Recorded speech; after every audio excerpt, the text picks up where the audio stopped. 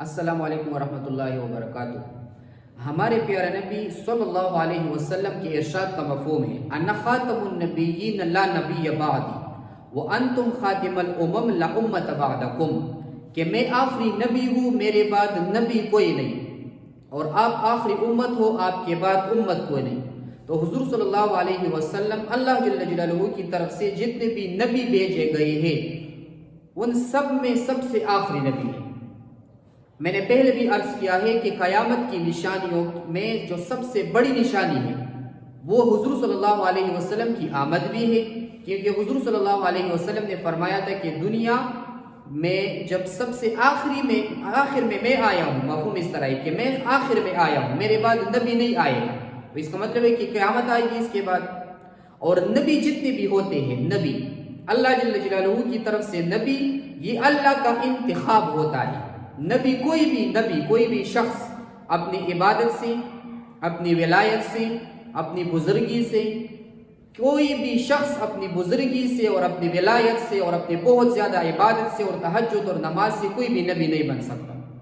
نبی براہ راست اللہ کا انتخاب ہوتا ہے، اللہ نے نبی کو بنایا ہوتا ہے، چن لیا ہوتا ہے۔ جس طرح صحابہ کے بارے میں اللہ کا فرمان ہے وَاجْتَبَاكُمْ، کہ میں نے تم کو چن لیا، اسی طرح انبیاء کرام جو ہے وہ بھی اللہ جل جلالہ کی طرف سے چنے گئے ہیں۔ 1.25 لاکھ سے زیادہ نبی اللہ نے دنیا میں بھیجے ہیں، تو حضور صلی اللہ علیہ وسلم پر ختم نبوت کا دروازہ بند ہے۔ حضور صلی اللہ علیہ وسلم کے ارشاد کا مفہوم ہے ایک بلڈنگ ہے اور اس بلڈنگ پر سارا کام مکمل ہو چکا ہے، صرف ایک جگہ پر ایک اینٹ رکھنا باقی ہے کہ اس بلڈنگ کا سارا بلڈنگ ختم ہو جائے، اس کا کام کمپلیٹ ہو جائے۔ تو حضور نے فرمایا کہ میں اس اینٹ کی طرح ہوں کہ میں نے اس بلڈنگ کو مکمل کر دیا ہے۔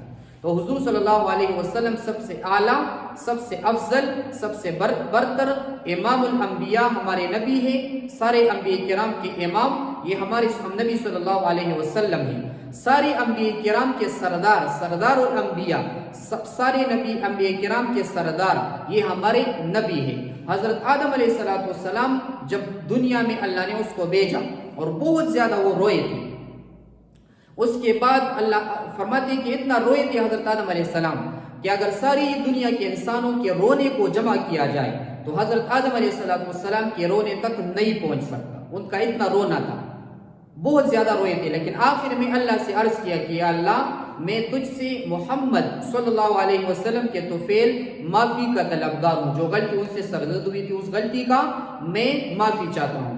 تو اللہ نے پوچھ لیا کہ اے آدم یہ محمد کون ہے صلی اللہ علیہ وسلم؟ تو آدم علیہ السلام نے عرض کیا کہ اے میرے رب، جب تو نے مجھے پیدا کیا تو میرا سب سے پہلا نظر جو ہے وہ عرش پر پڑا، تو اس پر میں نے حضرت محمد صلی اللہ علیہ وسلم کا نام لکھا دیکھا، لا الہ الا اللہ محمد الرسول اللہ لکھا دیکھا۔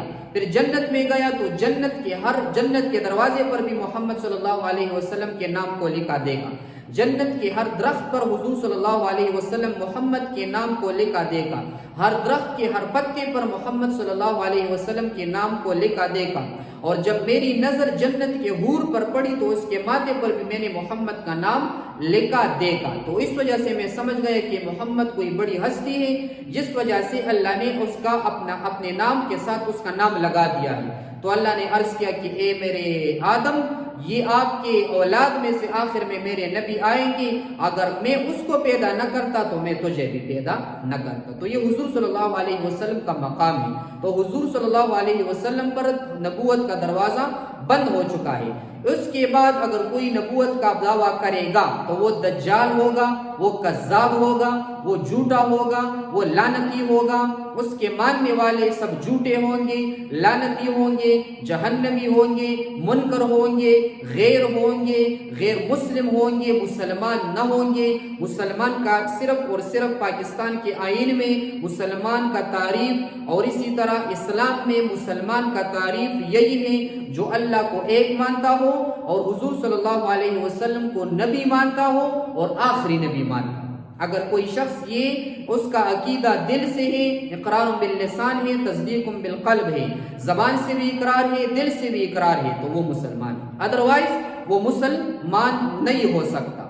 ہاں پاکستان میں ادھر اگر یہ ایک قانون ہے 1973 کے آئین میں یہ قانون ہے کہ کوئی بھی شخص اگر اس کے خلاف آئے گا تو وہ مسلمان تصور نہیں کیا جائے گا، مسلمان نہیں ہوگا۔ اور جو غیر ہے اور جو دوسرے عقیدے والے ہیں، جو کسی اور کو نعوذ باللہ نبی مانتے ہیں، لعنتی ہے، وہ دجال اور کذاب ہے، اور اس کی وہ ترویج، وہ آرائج، وہ اشاعت اور تبلیغ اس کی پابندی ہے، پاکستان کے آئین میں وہ نہیں کر سکتے۔ تو اس وجہ سے ہمیں چاہیے کہ ہمارے دل میں خود بھی حضرت محمد صلی اللہ علیہ وسلم کا مقام ہو، مرتبہ ہو۔ آپ بڑے بلند مقام والے تھے، مرتبے والے تھے، شان والے تھے، اور اپنے بچوں کو اور اپنے چھوٹوں کو اس کی تربیت اور اس کی ترغیب دیا کریں کہ یہ ایک فتنہ ہے، فتنے کے دور میں ایمان پر چلنا بڑا مشکل ہوتا ہے۔ تو اس وجہ سے بار بار باتیں بتانا، اس سے ایمان میں ترقی ہوتی ہے، بچوں کا ذہن بنتا ہے۔ تو ہمارے لیے تو دنیا یہ سو گزرگاہ ہی چلی جائے گی، ختم ہو جائے گی، آخرت کی فکر ضروری ہے۔ اور آخرت کی فکر کرنے کے لیے کہ ہماری عقیدہ سب سے بنیادی، عقیدہ درست ہونا چاہیے۔ عقیدہ صحیح ہوگا، درست ہوگا، اللہ جل جلالہ ہمیں آگے بڑھنے کی توفیق عطا فرمائیں گے۔ اور اس وقت تو حضور صلی اللہ علیہ وسلم کے صحابہ کرام نے بھی عرض کیا تھا کہ ہمارے حبیب، ہمارا جان اور مال تجھ پر قربان ہو، میں، میرا مال، میرا باپ، میری ماں اور میرا سارا مال، بال بچے تجھی پر قربان ہو جائے۔ تو اس وجہ سے ہمارے دل میں بھی حضور صلی اللہ علیہ وسلم کا بڑا عظمت ہونا چاہیے۔ اور اس وقت تو جانور بھی آتے تھے، حضور صلی اللہ علیہ وسلم کے ساتھ باتیں کیا کرتے تھے، جانور بھی آتے تھے، حضور صلی اللہ علیہ وسلم کے سامنے سجدہ کیا کرتے تھے، اور اسی طرح باتیں کیا کرتے